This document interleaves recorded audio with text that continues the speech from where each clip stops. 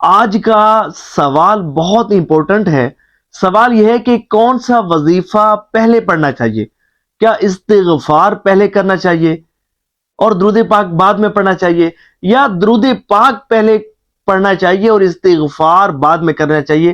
تو دیکھیں، اس میں شرعاً تو کوئی حرج نہیں ہے، آپ کی مرضی ہے کہ آپ پہلے استغفار کریں، یعنی کہ استغفر اللہ پڑھیں اور بعد میں درود پاک پڑھیں، یا پہلے درود پاک پڑھیں اور بعد میں استغفار کریں۔ لیکن بہتر طریقہ یہ ہے کہ سب سے پہلے آپ استغفار کریں۔ اس کی وجہ یہ ہے کہ گناہوں برے وجود کے ساتھ عبادت میں خشوع خضوع نصیب نہیں ہوتا۔ گناہوں کی نحوست کے سبب عبادت کی توفیق بھی بڑی مشکل سے ملتی ہے، اور بندہ جو ہے بمشکل عبادت کرنے کے لیے بندہ راضی ہوتا ہے، اور جب عبادت کرتا ہے تو بڑی جو ہے نا وہ ایسے سمجھے کہ بڑی مشکل سے اسے عبادت جو ہے وہ کرنا نصیب ہوتا ہے۔ تو اس کا بہتر طریقہ امام غزالی رحمۃ اللہ تعالی علیہ فرماتے ہیں کہ ہر عبادت کو کرنے سے پہلے تم اللہ کریم سے اپنے گناہوں کی مغفرت طلب کرو، اللہ سے اپنے گناہوں کی معافی مانگو، سچے دل سے اللہ کریم سے اپنے گناہوں کی معافی مانگو، پھر تم عبادت کرو۔ تو اس کا فائدہ تمہیں یہ ہوگا کہ اللہ تبارک و تعالی تمہیں عبادت کی لذت عطا فرمائے گا، تمہیں عبادت میں خشوع خضوع نصیب ہوگا۔ دیکھیں، ایک آسان طریقے سے میں سمجھانے کی کوشش کرتا ہوں۔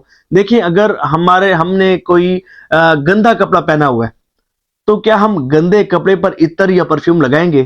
کبھی بھی نہیں لگائیں گے۔ ہمیشہ پاک صاف کپڑوں پر ہی عطر لگایا جاتا ہے، کیونکہ اگر ہم نے ناپاک یا گندے کپڑوں پر عطر لگا بھی دیا تو عطر کتنی دیر تک اس پر ٹھہرا رہے گا، اس کی خوشبو کتنی دیر تک آئے گی؟ جب پاک کپڑوں پر آپ عطر لگائیں گے تو آپ کے وہ کپڑے جو ہیں وہ اس خوشبو سے مہک اٹھیں گے۔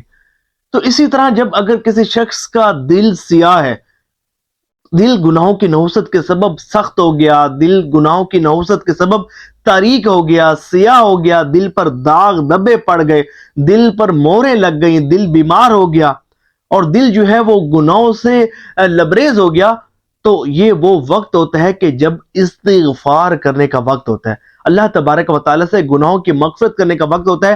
جب بندہ اللہ تبارک و تعالیٰ سے سچے دل سے توبہ کرتا ہے، اللہ کی بارگاہ میں جھکتا ہے، اپنے گناہوں کو اعتراف کرتا ہے، اللہ تبارک و تعالیٰ کی بارگاہ میں سچے دل سے توبہ کرتا ہے کہ یا رب کریم، آئندہ میں گناہ نہیں کروں گا، آئندہ تیری نافرمانی نہیں کروں گا، تو اللہ تبارک و تعالیٰ گناہوں کو معاف فرما دیتا ہے۔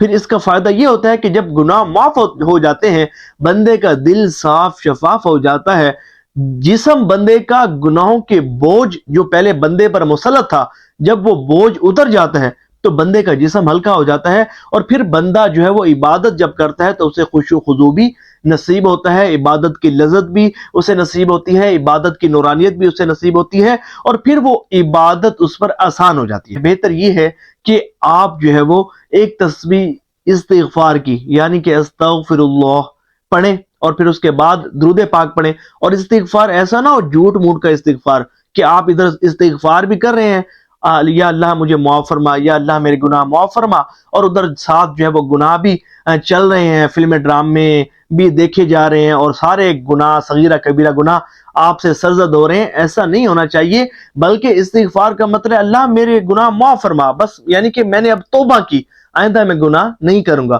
تو گناہوں سے سچی پکی توبہ ہی استغفار ہے، ٹھیک ہے؟ اللہ تبارک و تعالی ہمیں درست طریقے سے استغفار کرنے کی توفیق عطا فرمائے۔ ثواب کی نیت سے اس ویڈیو کو شیئر ضرور کیجیے گا، جتنے بھی عاشقان رسول سنیں گے، عمل کریں گے، آپ کو بھی اس کا ثواب ملتا رہے گا۔